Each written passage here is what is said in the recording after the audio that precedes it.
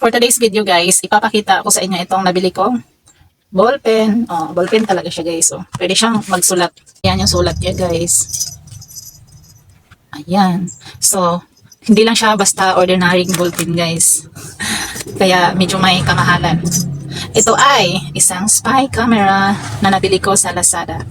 So, marami siyang features nito guys. Pwede siyang voice recording, video recording, at saka pwede siyang mag-take ng picture. Kailangan ko kasi ito guys, kasi lalo na sa business ko, maraming manluloko. Kaya umorder ako nito, baka mapakinabangan ko to one time pag may ng logo. Kasi marami ng scenario na mga manluloko, lalo na kung may sari-sari store ka. At saka kung cellphone yung gagamitin mo, masyadong halata, parang aware sila. Yung mga manluloko kasi, parang paggamitin mo yung cellphone, para kuna ng kahit patago, parang alam nila, kaya hindi, kahit may cellphone ka, hindi mo siya magagamit para pang record or picture or video. Kaya bumili talaga ako nito kasi lalo na may business ako, number 1 na yung GCash. Marami kasing reklamo na talaga niyan na katulad nung na-scam, may mga nag-cash out. Gusto ko harap-harapan makuhanan ng picture, lalo na medyo malaki yung pera na kinash out. Kasi meron talagang nangyari na sa akin dati na ang laki ng kinash out, 25,000. Tapos ngayon, nag-report yung tao. At gusto ko, meron kasi akong CCTV pero hindi kita yung, kasi bulb siya. Ngayon, ito talaga yung in-order ko para harap mismo, makunan ko ng picture yung mukha ng kausap ko. So, ito na yun guys, hindi basta ordinary ballpen lang. Ayan, open natin yung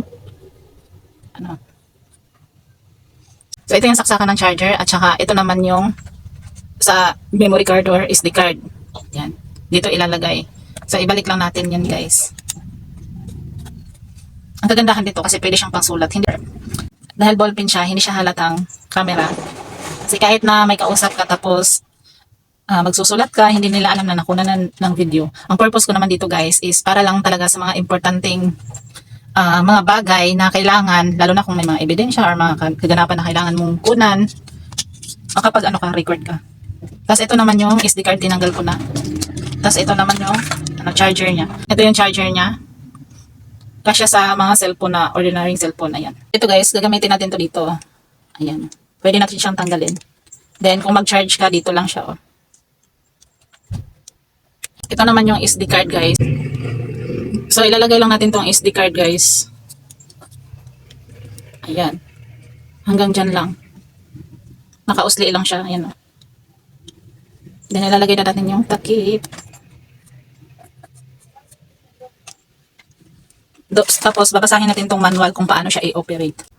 So, ito yung camera guys. Ayan siya o. Ito mismo. So, i-on na natin guys. I-long press lang natin tong dito sa may taas ng 3 seconds at magkulay blue siya. Ang nakalagay dito, solid blue well standby. So kapag i-on na natin guys, i-long press lang natin to ng 3 seconds dito sa may taas. Ayan.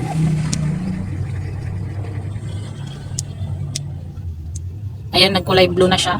Pag nag-record siya guys, wala siyang ilaw, wala siyang LED light. So kapag mag-take tayo ng picture, pidutin lang natin to ng 2 beses. Ayan, nakapag na tayo ng picture. Try kong i-record yung aking sarili dyan sa camera. Ayan. Yung saan siya nakukuha ha. Hindi ko alam guys kung maganda or nakuha na ba ako nito. Kasi nga diba walang screen. Hindi natin makikita katulad sa ating cellphone na may screen. Makikita natin na yung pagkakuha ng video. Ito kasi wala tayong screen na magagamit. So nakapag-record tayo ng video na hindi natin alam kung sure ba talaga siya. So titingnan na lang natin itong kuha natin mamaya kung maganda ba siya or hindi. 3. Tingnan natin kung nakapag-record na ba tong ganito.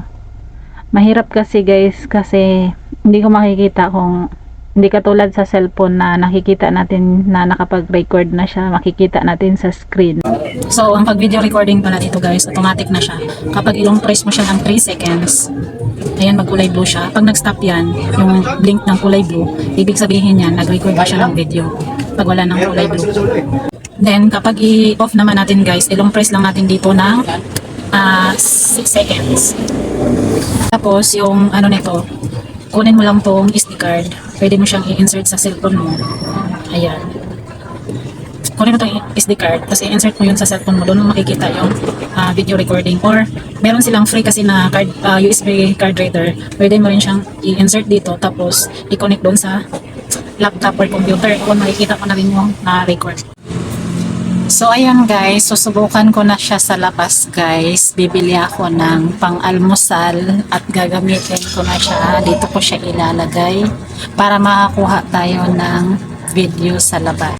So ayun, nailagay ko na siya. So pupunta na tayo sa labas. We're going to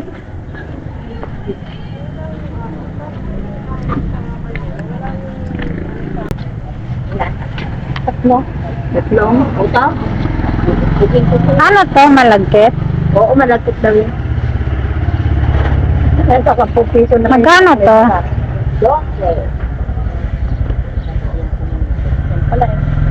Isa lang? Tapos sopas na lang. Ay, wala nang sopa. Anong meron? Pansit na lang. Sige, pansit na lang. Ito kuya.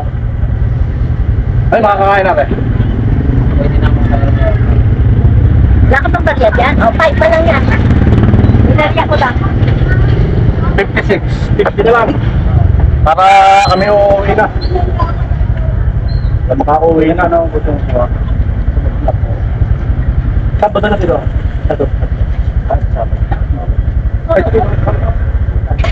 Ano kasama nito? Dala? Yan lang, Nay. Ay, puto? Hindi, ito lang. Itong ano, Duman. suman. Plus 12. 18. Ay, Diyos. So guys, mag-retake ako ng video sa labas kasi kanina yung lumabas ako na nilalagay ko siya dito. Yung nakukuha guys, hindi mismo yung sa harap ko. Hindi, nasa taas lahat ng nasa video na nakukuha, nasa taas. So hindi mo makukuha yung mukha na gusto mong kuhanan. Kasi katulad kanina nung lumabas ako, nasa langit yung ano guys, video nung nilagay ko siya dito habang naglalakad. Siguro nga, dapat, hindi ko alam kung saan talaga siya dapat ilalagay para makakuha ng tama. Yan kasi talaga nito guys, kasi wala kang makikita sa screen kung nakupanan mo ba na maayos na video yung gusto mong kunan. Then, ngayon, itry ko siya sa labas na hindi ko siya ilalagay dito. Titingnan natin kung maganda ba talaga yung kuha nito. Malinaw ba? Pero sa boses okay naman siya guys. Pagpasensyahan nyo na yung parang may ilaw dito sa aking video kasi yung silaw ng araw nagre-reflect dito sa aking camera. So, lalabas na ako guys para makakita ng video. Pero hindi ko na siya ilalagay dito. Bibit-bitin ko na lang siya. So, ito na guys yung buha sa ating spy camera.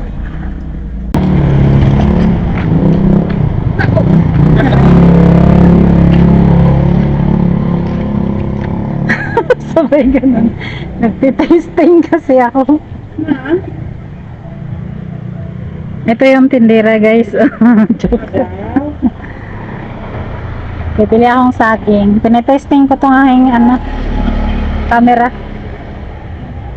Ballpen talaga? Tinetesting ko kung may boses.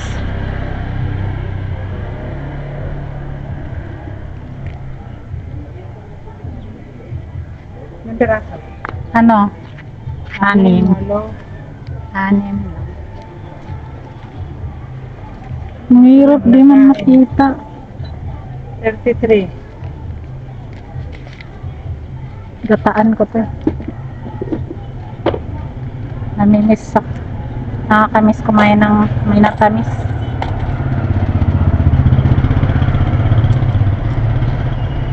Thank you.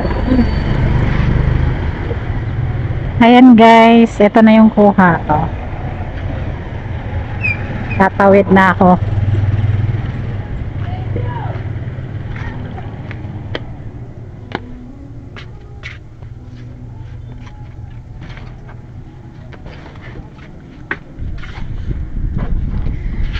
So, nandito na ako sa bahay. I-check ko na yung kuha. Bye!